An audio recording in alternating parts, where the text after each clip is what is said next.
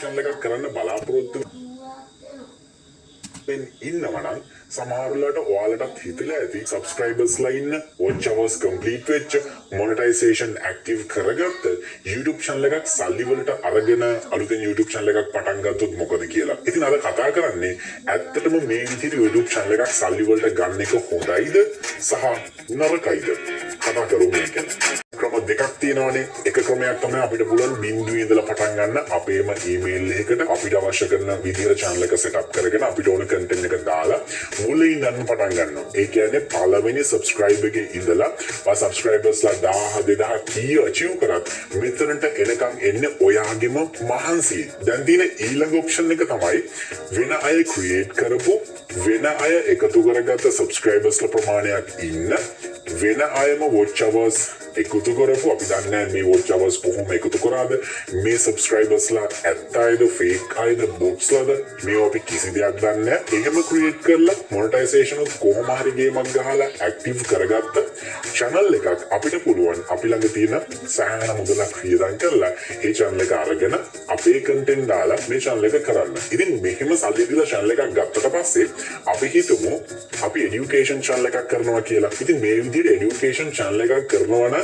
අපේ audience එක ඉන්න ඕන අපි කරන content වලට education content වලට ආස කරන audience එකක්. හැබැයි අර සල්ලි දීලා ගත්ත channel එකේ මොන වගේ audience එකක්ද ඉන්නේ? වදන්නවද? නැහැනේ. අපි දන්නේ නැහැ මේ channel එක create කරපු කෙනා මොන විදිහේ audience එකක් අරගෙන ඉන්නවද කියලා. කොහොමද මේ විදිහේ channels වලට audience එක එකතු කරගන්නේ?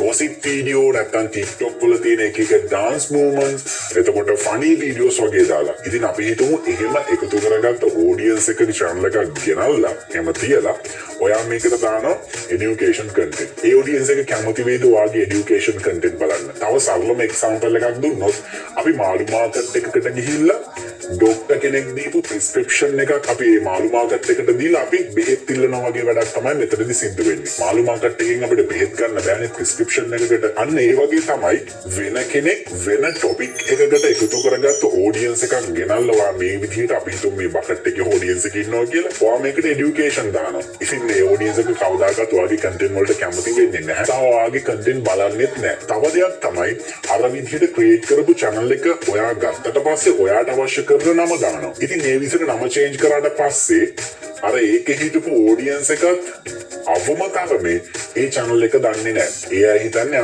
මේ නිකන් suggest කරන channel එකක් education content නේ මට set වෙන්නේ නැහැ. මම බලන්නේ funny content. මම බලන්නේ gossips කියලා ඒ අය decide කරනවා. ඉතින් ඔයා ඒ channel එක ගන්නවත් එක්කම ඔයාට ලැබෙන්නේ dead subscribers ලා ටිකක්. කොහොමත් මුලින් ඉඳලම තමයි යන්න ඕන. ඉතින් අපි හිතමු මේ විදිහට channel එකක් අරගෙන channel එක කරගෙන යනවා. එතනදී ඔයාලට monetization issue එකක් එනවා. මේ channel එකේ monetization active කරලා තියෙන්නේ.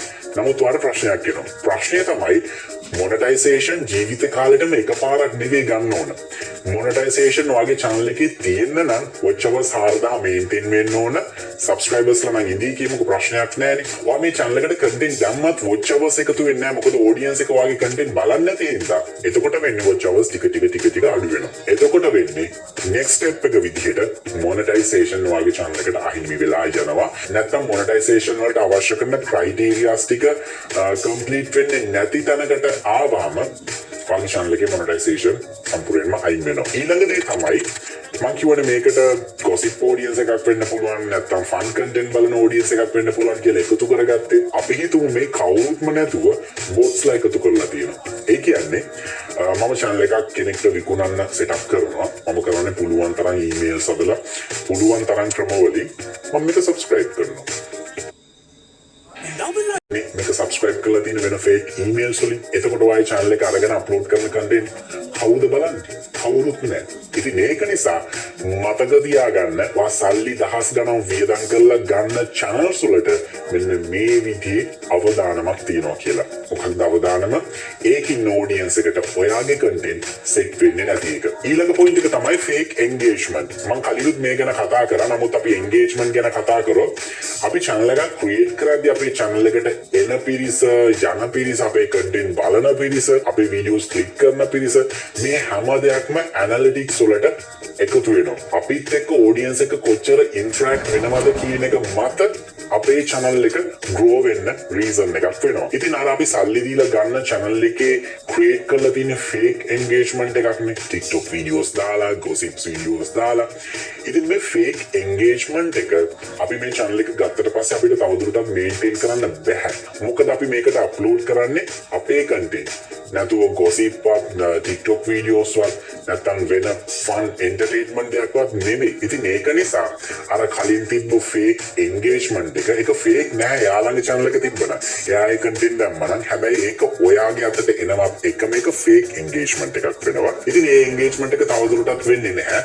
මේ channel එක තවදුරටත් grow වෙන්නේ නැහැ. ඒ වගේම YouTube algorithm එක තේරුම් ගන්නවා මේ channel එකේ content මිනිස්සු වැඩි බලන්නේ නැහැ. මේක වැඩි push කරන්න ඕන නෑ කියලා. ඉතින් මේ වගේ අවස්ථාවකදී ඔයාගේ channel එක fail වෙන්න ලොකු chance එකක් තියෙනවා. එතනදී ඔයා අර වියදම් කරපු දහස් ගානක මුදල අපි හිතමු අපේ purse එකේ ලක්ෂයක් තියෙනවා purse එක නැති වුණා කියලා. සමහරවිට purse එක හම්බ වෙන්නත් පුළුවන් නැති වෙන්නත් පුළුවන්.